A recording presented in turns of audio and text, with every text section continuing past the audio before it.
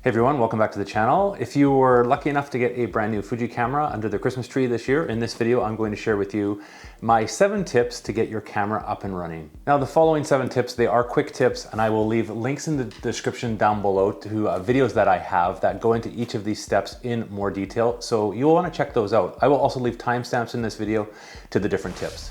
First thing you're going to want to do, you're going to have your camera. It's going to be in a box. You want to take out the battery and charge it. Well, this seems like an obvious one. You're anxious to use your new camera, but when you first get a new Fuji camera, the battery will have barely any charge in it and will only have a small amount, so you'll have to plug in your camera and get it charged as soon as you unbox it. Basically what you should do, unbox the camera, and before you do anything is take the USB adapter and plug it into your camera and get that battery charging. The new Fuji camera, you can charge USB on your computer, but I do recommend that you plug the camera with the adapter right into the wall socket. That way your battery will charge a lot faster and you will be getting out taking pictures a heck of a lot sooner.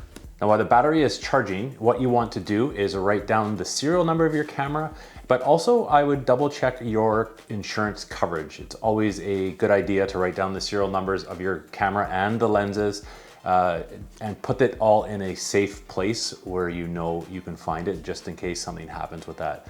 You can find the serial number on your Fuji camera. It's either on the outside of the box or it's also on the camera. On the Fuji X-T4, the serial number is shown on the inside where the SD card is. Your Fuji camera, if it's a different model, might be in a different spot. What you do want to do though is double check that the serial number, if you're buying it through a store, they would generally have done this, but you want to double check that the serial number on your camera is the same as on the box. New cameras are also expensive, so it's a good idea just to double check if yours is covered by your household insurance. You may need to have this specifically added to your policy. I'm not an insurance person, but just ensure you're covered for when you're out and about, if you're traveling with your camera or it's away from your house.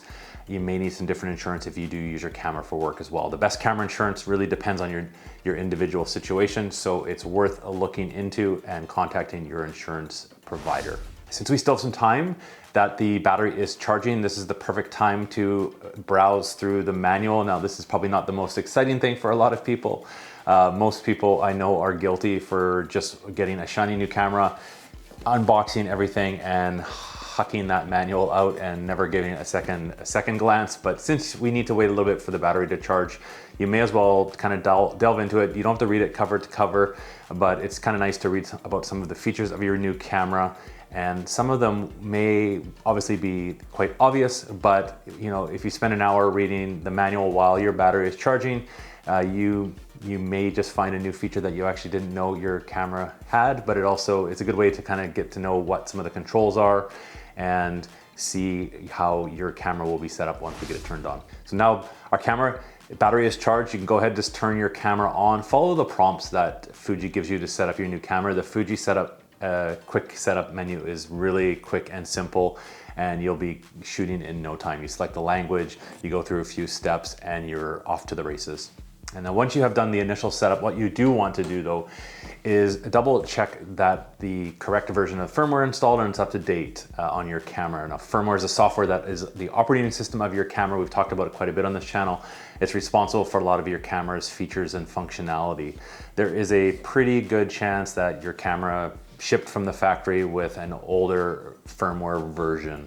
So what you'll want to do is double check that your current version is up to date. Now, to check the current version, the firmware, simply turn on the camera while pressing down the display and back button.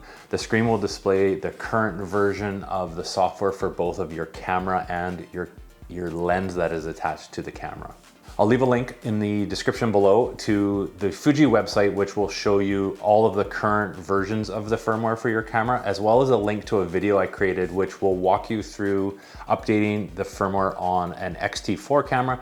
It's going to be similar for all of the X series cameras, so you can follow along, double check to make sure your firmware is up to date. Next, you're going to want to format your SD card in your camera. If you're using a brand new SD card, you can probably skip this step. It's just kind of a habit that I get into if you put a new card in, just to format it.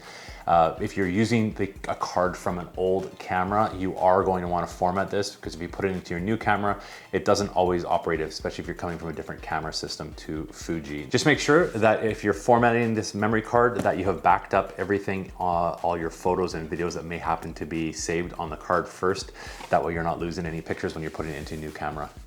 If you want to know what some of the best SD cards for your Fuji camera are, I have a video, and I will again link it down below in the description. It goes over the different types of SD cards for your Fuji cameras. Now go out and just take pictures. Take lots of different subjects, even if it's just around your house. It'll help you familiarize yourself with the new controls, the new camera, and the new settings. Dive into the menus, take a look. You can't do anything wrong with the settings of your camera, so don't be afraid to go through and check out some of the new features, play around with the menus. Finally, subscribe to my channel for more in-depth Fuji camera tips and tricks. I have a number of videos which go over in detail the various features and functions of Fuji X series camera. Majority is the X-T4 and X-T3. If you have a question about a certain feature, and there's probably a video that I've done on that topic on my channel. If there's not, I love getting questions, and if you are looking for something in particular to be answered, just leave me a comment on either this video or any of the other videos.